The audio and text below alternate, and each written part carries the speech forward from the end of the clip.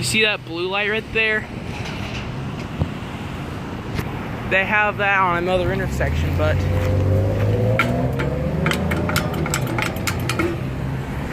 this is the only thing I'm really interested in at the moment. But look at this. They put a blue light in. Maybe to keep an eye out for people that already pressed the button. Because I'm the first one to press it. Ooh, this has got nails put in. It's actually nice, cool.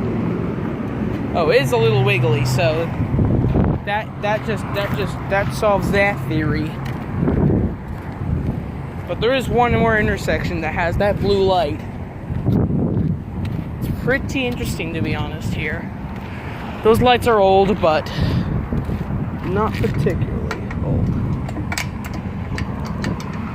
There's no walk sign yet.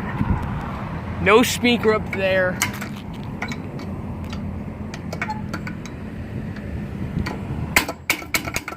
Well, no walk sign.